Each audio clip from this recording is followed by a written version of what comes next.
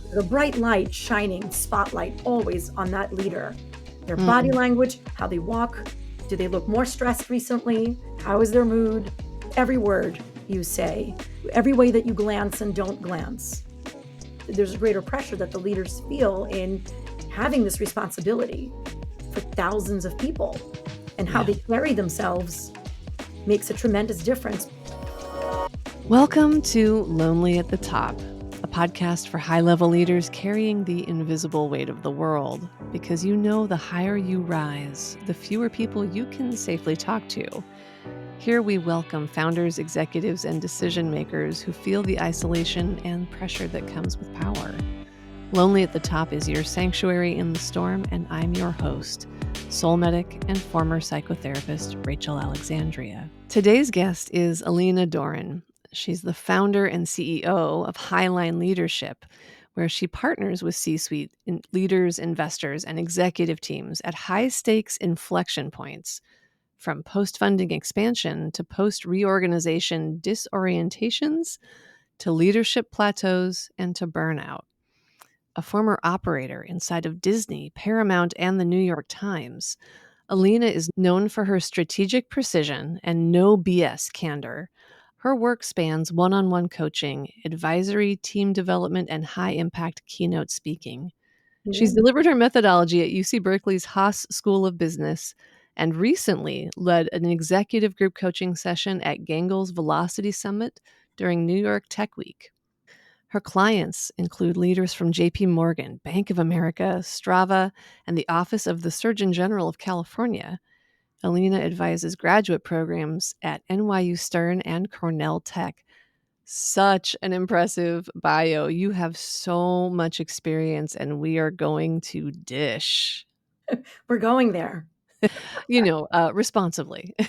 Always responsibly. So I would love to hear, I think our audience would love to hear, you are somebody who gets backdoor access, really, to CEOs and other high-level leaders.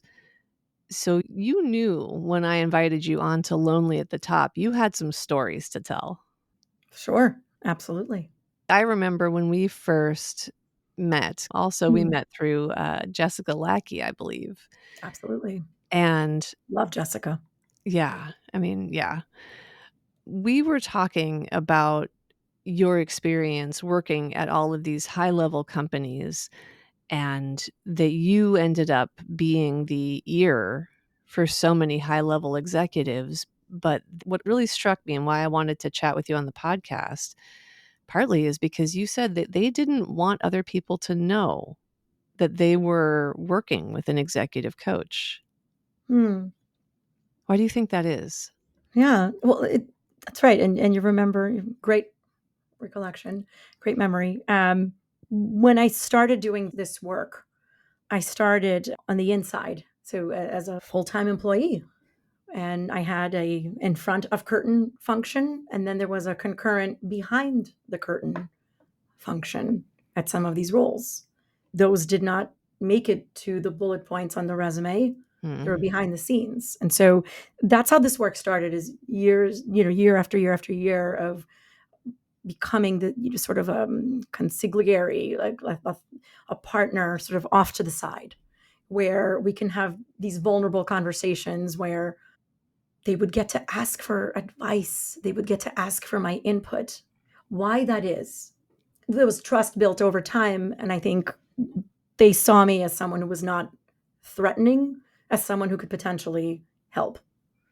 And they saw that I had effectiveness in areas where they appreciated and needed help with.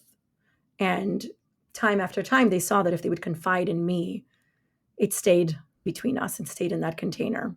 And It's no secret why they would want to talk with you. I mean, you are very insightful. I love the no BS candor. I saw that the second I met you. What I'm curious about is, why didn't they want other people to know they were consulting with you? It's not about you, right? Why is it that high-level leaders often want to hide that they're asking for help? Yeah. Well, that's a really that's a great question. We never, we didn't talk about it openly. Like, hey, why is that?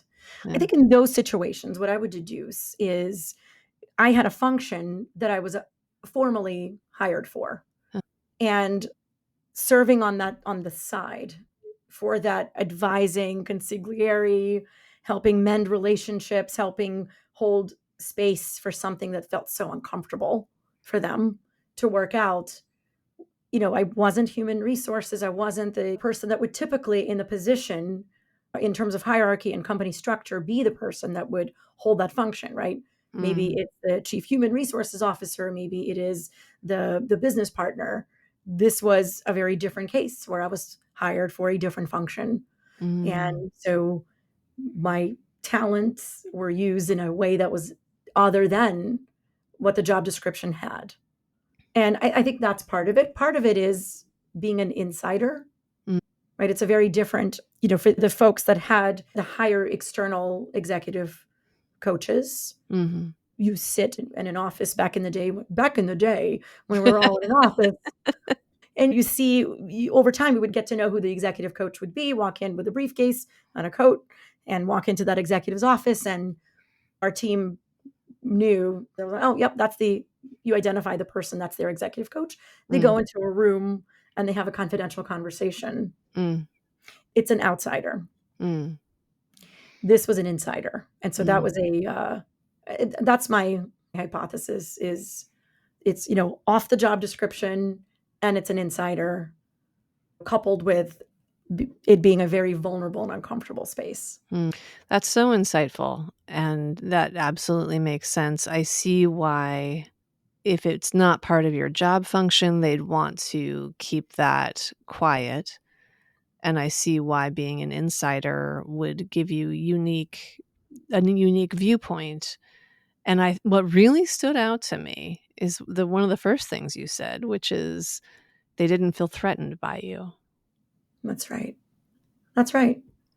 Isn't that interesting? The higher you are, tell me if you think this is true and if you see this with your clients, the higher you are, the more you have to avoid vulnerability with people who are equal to your level. I think oftentimes that's the trend. Is it true everywhere? No. I think there are leaders where they're able to bring that vulnerability and the emotional intelligence and self-awareness and bring that to the table as one of their great talents. And oftentimes, I think the higher up in the hierarchy, especially in a larger organization, the more high stakes every word you say, every way that you glance and don't glance. When a company gets news, the employees get news of, we've just been acquired, or we're acquiring a company, or, a change that's happening, an upcoming reorganization, right sizing. Mm, There's fear that runs through the company as the initial response. The mm, initial thought that the employee body will think of most often, it's very human at every level, is how is this going to impact me? And so it's interesting. I've been having these conversations with CEOs in the last few months, especially, it's been coming up when they deliver negative news, difficult news, or just a huge change, news of an upcoming change, and there's mm, uncertainty in the mix. mm, At that point, everyone is watching them. They're watching how they walk into rooms. They watch their facial expression when they're on the phone with their door closed. It's not an all hands meeting. They're not making an announcement to the company. They may be having a conversation on the phone with a business partner, with a colleague about something entirely unrelated, but there's a sensitivity and there's a greater lens, right? yeah. There's a bright light shining spotlight always on that leader. Their body Mm, language, how they walk. Do they look more stressed recently? How is their mood? They're looking for signs. Am I safe? What's the change? Is this going to affect me? mm, Over and over and over. And there's a greater pressure that the leaders feel in having this responsibility for thousands of people, and how yeah. they carry themselves makes a tremendous difference because they're visible. They're always on stage, whether it's a formal stage or not. And maybe because they are human beings, maybe they're dealing with something at home right? Maybe they're having troubles with their marriage, maybe they're having troubles with their health, maybe there's a loved one going through something. Maybe it has nothing to do with the employees. And so they feel the responsibility to shelter and protect their people oftentimes. So the Mm, intention for good is often there. mm. Most of the time I've seen it there. So they feel this tremendous weight of having to perform. That's I think that is I think so many people listening are gonna get a lot of insight from that, and probably a lot of people listening are going to feel validated. You Mm. know, a lot of people think they crave the spotlight or they crave high level positions of power, but they don't think about when you're in the spotlight, every single gesture is something that's being observed and adjudicated or judged or evaluated, analyzed. And that's It's very intense. And in fact, I'm thinking of something, the topics around which I happen to have a number of succession planning engagements right now, mhm, working with folks who are being groomed to be the CEO. mhm, I have a few of these mhm, happening concurrently. It's interesting how the universe works. mhm, And thinking about the trends in what stands between them and that next level. mm, But I have two being developed into the CEO role, one into the CFO role. And what stands between them? There's a trend. And what the trend is in what stands between them and that role, and this might be very interesting to the listeners, uh-huh, it's not competence, and it's less often experience in a particular area of, to gain expertise. uh-huh. It is more often the emotional intelligence and the ability to inspire Yeah. confidence in boards, inspire confidence in investors. Mhm, And that means working through volatility in the industry, volatility in team dynamics, and volatility in their own lives. mhm. And working through that volatility and continuing to inspire confidence in others in spite of what life throws at them. And that, Because, ultimately, we are animals. Like, we yes. like to pretend that we're something else, but we are not. We are animals, and we respond to confident, feeling leaders. Oh, yes, absolutely, undoubtedly. Safety is what we seek. Safety over and over and over. That's the animal. Mhm, And the animalistic response when something that we care about, that matters to us deeply, is threatened, the mhm. animal comes out to protect, for it to not get stepped on, for it not to get thwarted, whether it's job Yeah. safety, whether it's reputation, whatever that is.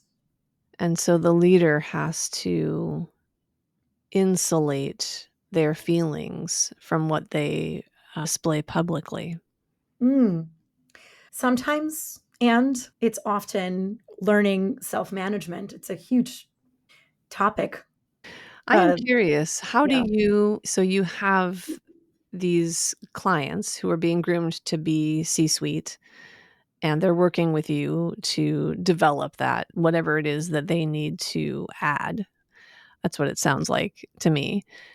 And yes. you said the thing that they need to add really sounds like a thing that frequently people need to add is this ability to maintain that calm, confident center. How do Mm, you help people do that? mm.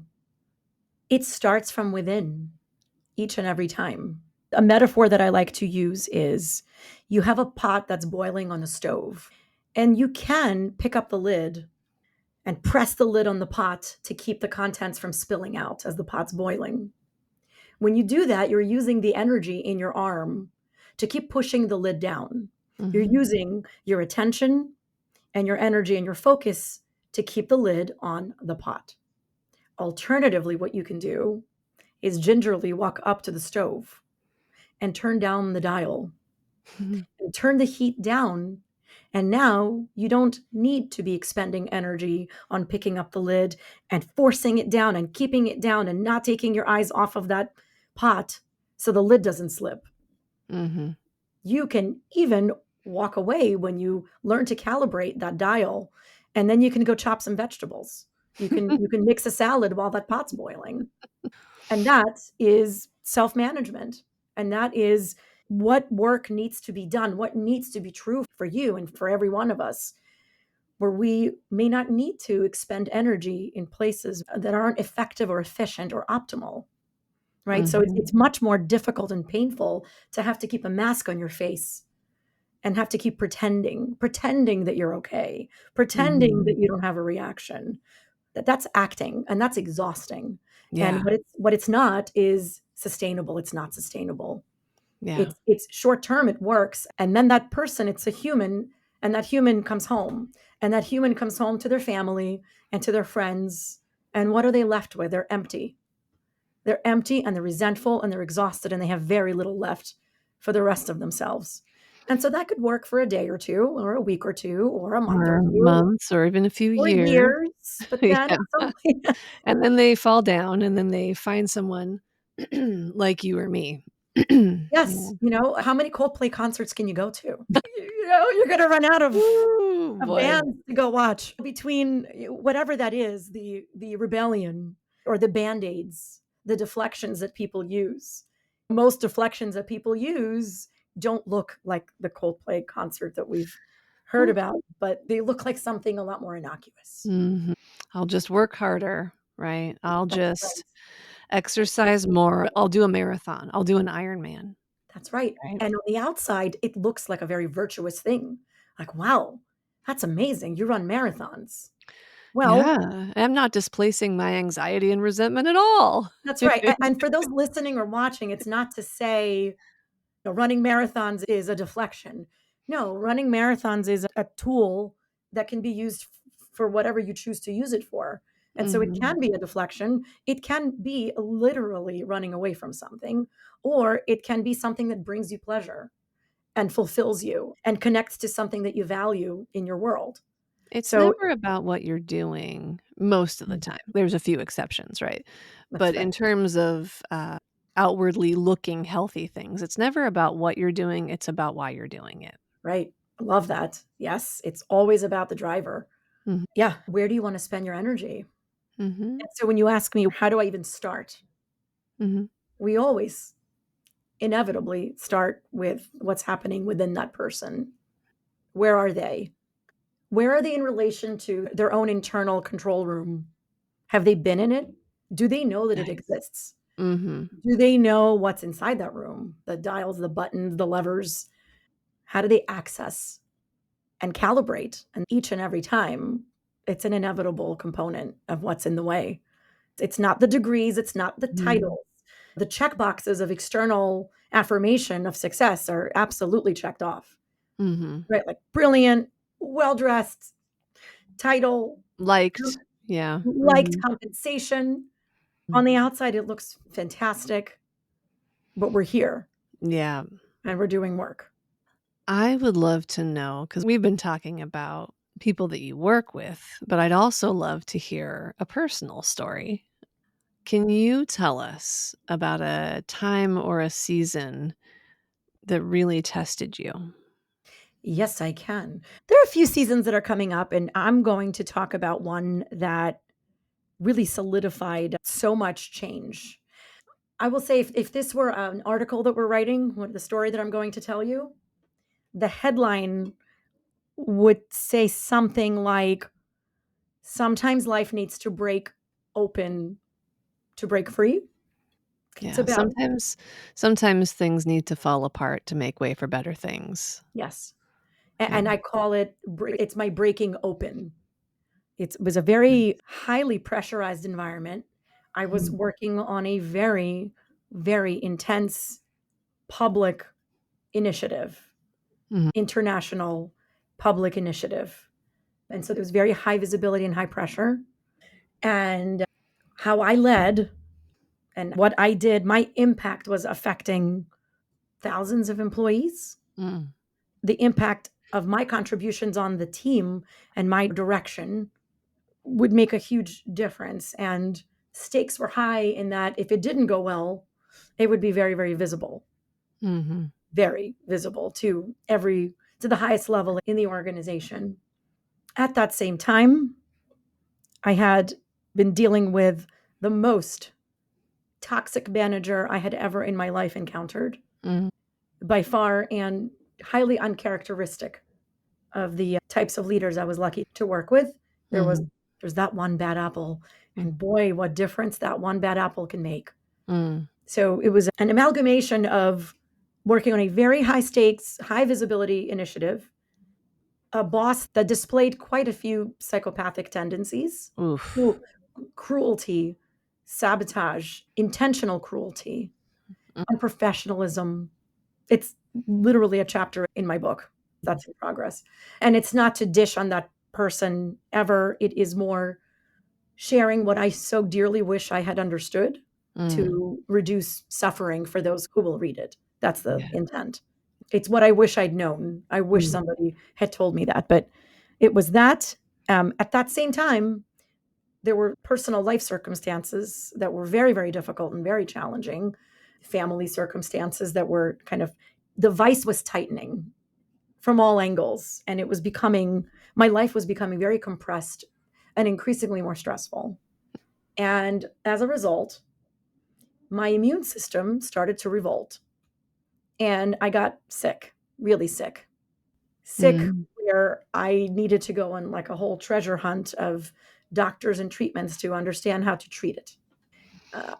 Took some Mm. time to understand that extreme stress can cause this Mhm. disease that I had. And so I was put on a slew of medication that had all kinds of impact on me.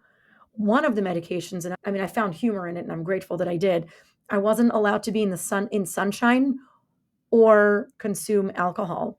And this was during the time of COVID-19 lockdowns. And so, Oh boy. I would joke, like, am I allowed to smile? Is happiness allowed? Many of my friends, we would get together for virtual happy hours during that time to Yeah. connect, right? Let's grab a virtual glass of wine and talk. And I didn't miss the drinking. It's psychologically knowing that I couldn't. So there was that. Also, watching my children's virtual school at that time was a disaster. Kids need people need people at all ages, and children need other children. They need to socialize. They weren't able to, so they were locked in. We were constricted, physically constricted, very intense work circumstances, health in really bad shape. It's all going down, and a boss who I have never before or since met at that level of psychopathy. Mm. And that was something. And so I was breaking down. I was breaking down, and my body was continually breaking more. Mm. And I felt that the universe was speaking to me like, hey, Alina, knock, knock. Mm. How about something changing? And I could hear the voice, but then what I understood was I wasn't hearing the voice loud enough. Mm. So then the universe was like, how about you break your foot a little bit? Oh no. Will you be able to hear me now? Mm. And by my actions, I unconsciously responded, I can hear you, but not quite well enough. Oh And then, no. and then the universe said, well, what if we just injure your ankle as well? Is that going to help? Oh jeez. And so then I had this injured foot and ankle, and body's breaking down. I'm on medication, and I'm taking care of my kids who are in isolation, and it's really bad for them psychologically. Bad situation. We're locked in. I'm immunocompromised because of the medication I'm on. So I can't really be around other people. Mhm. And the work situation, not from the work itself.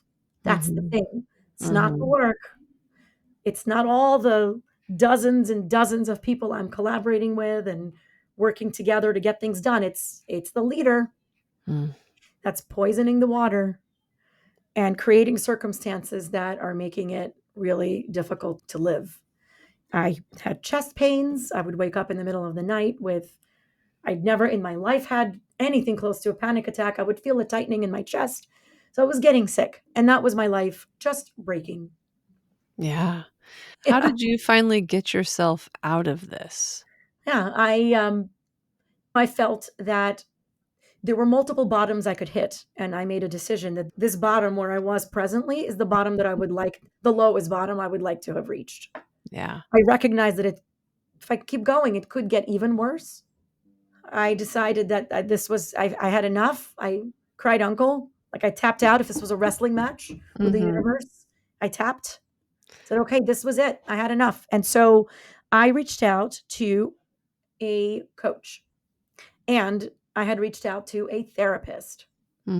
And I started developing my own practices to maintain my own sanity. And I started developing my very first sequence of micro habit stacking, which is so incredibly effective. And I work with leaders today, Mm. in helping them find their own proprietary sequence of their Mm. like quick one, two, threes to reset, to get back to themselves. Always Nice. comes back to yourself. So those are some of the steps I took. Certainly like sleep rituals. I started morning rituals. I started a gratitude practice. I started a certain regimen of what I would eat. Mm. I would, I started drinking water with a teaspoon of apple cider vinegar. Mm. And it's the ritual Mhm. more than the actual substance that Yeah. really made a difference. Wow. Yeah. So it sounds like before you had your breakdown, Mm, you were I mean, I'm sure you were still busy doing lots of things, but you didn't have all of the rituals for taking care of your nervous system. that's right. That's right. What I had done is taken myself off the list for a long time. I was the caretaker, so I would Mhm. be the martyr. I was the one who carried everything on her shoulders. And then I forgot to put myself on the list of priorities. I Right. wasn't even the last on the list. I just was didn't make it to the list. And it's so common, especially for women who are moms and working high-level Mhm. jobs. Like, this Yes. is Yes. Yes. yeah. And single moms, right? Mhm. As a single mom, it's just Especially. for moms, for single moms, for women, Mhm.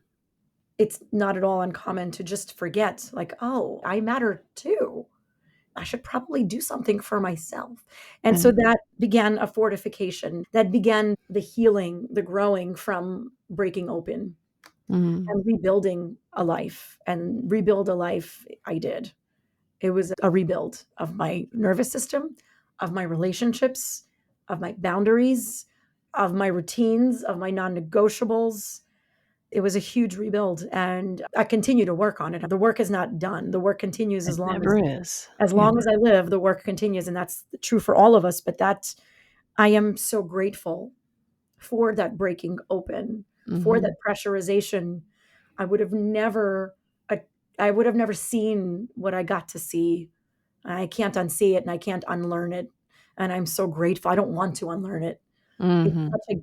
such a gift through that suffering.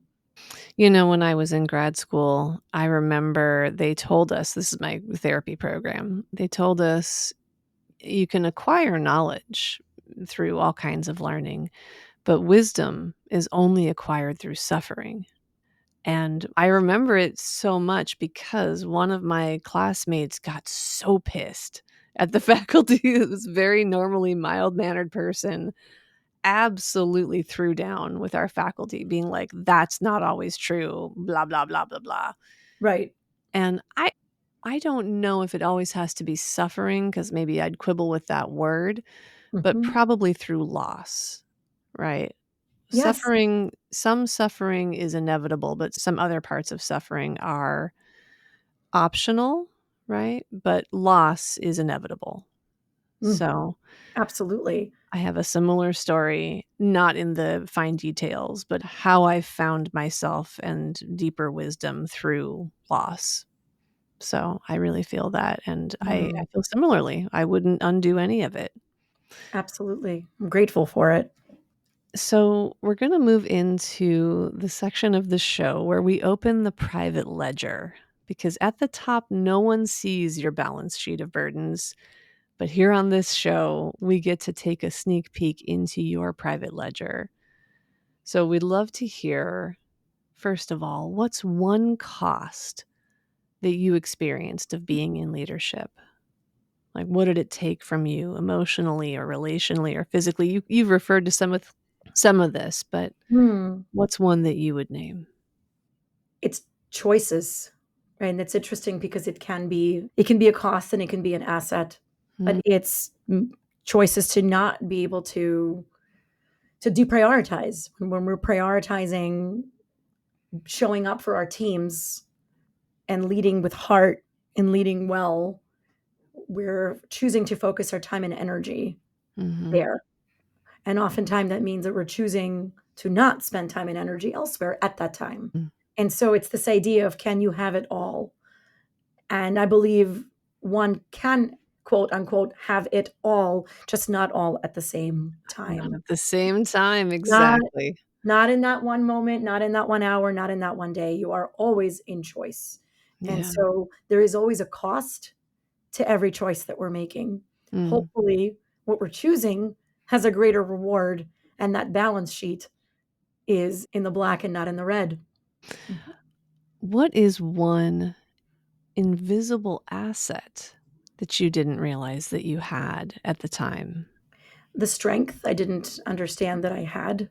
I didn't know that I was capable of what I learned I'm capable of. The resilience, the adaptability, Mm, agility, that I am in choice. What a gift. What a gift to know that I am in choice. And that's incredibly powerful and inspiring. And when it's real and it's true and it's no BS, the team knows, mhm, colleagues know when it's authentic and real and you believe and you're showing up in your mhm, humanity, not in all of your perfection and not in the pretending. It's powerful to stand in who you are, to stand in your values, to understand what it's all for. mhm. It shines through and it's electrifying and tremendously powerful. It's a magnetism that is tremendously powerful and can impact that leader's life like it did mine, and it lights the people up as well because they see it. So it sounds like your invisible asset was really your authenticity, Mm. right? Like you being all of who you are. Yes. Yeah. Yes, and there's a caveat to that I want to say. When people say it's very commonly heard in organizational culture conversations, all that you are, bring your whole self to work. And I kind of want to say to that, please don't. You leave your dirty socks on the floor, please don't bring your whole self to work. Mm, You're a slob in the kitchen, like, don't bring your whole self. You don't need to do that. You don't need to chop parts of yourself and be fake. mhm. But contextualizing is important, and it Right. matters, and it's undeniable. So I mean, everyone has the resting face that they have when they're not on the Zoom camera. You click the off on Zoom and your face goes right, it's like, it's I'm no resting. longer right. You still wanna bring like, we don't want a fake smile, right? But we That's we right. also don't want the I'm putting no consideration into other humans who have to interact with me. That's right. That's right. I am tired. It's 5:30, and if I were alone, maybe I'll roll my eyes and sigh loudly. Right. I Yeah. don't that's not A is that what little we're bit of really doing? filter for the sake of social cohesion is important. In my grad school, one of my teachers would talk about the difference between truth and transparency. Beautiful distinction. Yeah. I mean, truth is really important in relationships to establish trust, to just live relatively as honestly as you can. But transparency, full constant transparency would ruin every Oh, relationship. every Every relationship. I single one. mean, we're talking, personal relationships, marriages, boyfriends, Mhm. girlfriends, Anybody parent, who ever child. asks, "Do I look fat in this?" That's You know what? right. You are already out in Exactly. public, like That's like right. Exactly. So there's a yeah, huge it's a very important, the discernment to know the difference between those 2 yeah, is very, very important between truth and transparency. I love that, and it's a yeah. wonderful reminder. So I Yeah. think what you're talking about, the importance of authenticity is the truth of you. That's but right. not the constantly Yeah. transparent Yeah, like, you. you don't need to know that the lunch didn't agree with me and I needed to be in the bathroom for 30 minutes, right? Like, that's not Ah, necessary. That's right, transparency that right. is not needed. Yeah, Um, yeah. Well, tell us the last thing in your private ledger, one investment now that you're making for your well-being, for your soul's well-being. I oh, mean, you that gave us so many micro habits, right? But, like, just one oh, good tip or trick. something that's really helpful when people feel stuck, and Mm, I do when I feel stuck. mm, um, Stuck or stale is a dislodging, is what I call it. We need to mm, be dislodged and disoriented. And so, for anyone who feels stuck, the invitation is to introduce something, the easiest thing, nothing is too small, that feels different, where you're looking at something you don't usually look at, you're mm, touching something you don't usually touch, you're experiencing something that you usually don't. It could be a grand gesture, it could be a small gesture. So, an example of a grand mm. gesture, a more grand gesture is I went kayaking for the first time in my life over the weekend, Ooh. and that was a bigger thing, right? And Mm, my eyes don't usually look at a lake, my hands don't usually hold a paddle. I mhm, am usually not in a boat, in a kayak. And so that was beautiful and amazing. A smaller habit is when you get up in the morning, and if you usually start brushing your teeth on the right side of your mouth, try left. If you usually walk on the right side of the street to get to where you're going, try the other side. mhm.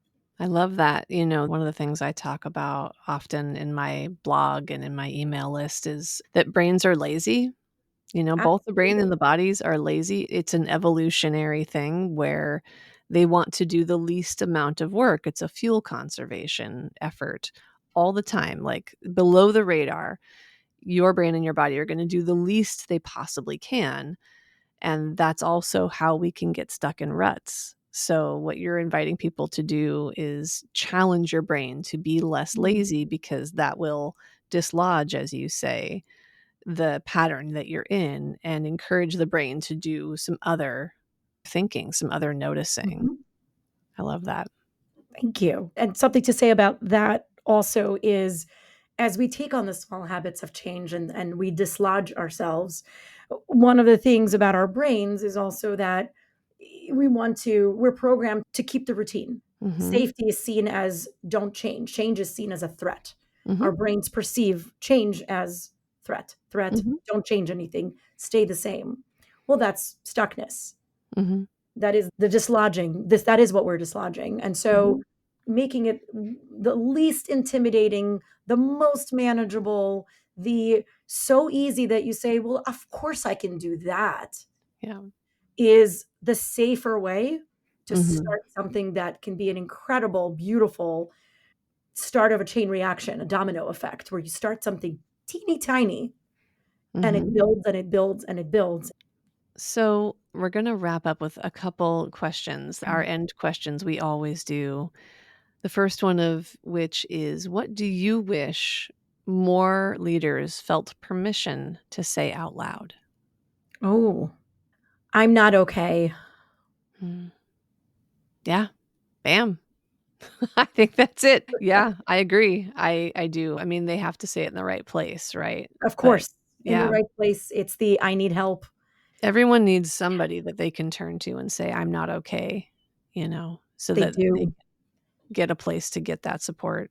Absolutely. They're used to being the strong one. They're used to being the place that others can land on. Mhm. But the permission to be the one that's vulnerable, that gets the help is really incredibly powerful. Yeah. Because inevitably, every leader reaches an inflection point where they're now out of their comfort zone and Mhm. they're disoriented and they don't know what to do and they're questioning much of their lives and themselves and their abilities Well, and that's before we come to the last question, before we open the time machine, I'm sure that there are leaders listening to this that might be interested in getting support from you. How would they find you? well, they can go to highlineleadership.com, and on the website, they can click the Let's Chat button, and Mhm. they can come into my calendar and there's an invitation to an exploratory chat and see what's up. They can also find me on LinkedIn, Alina Doran, Mhm. and message me. I check my messages myself. I reply to them myself. I don't outsource that to an Nice. assistant. So absolutely one of two ways, LinkedIn or my Love website, it. Highline Leadership. Love it.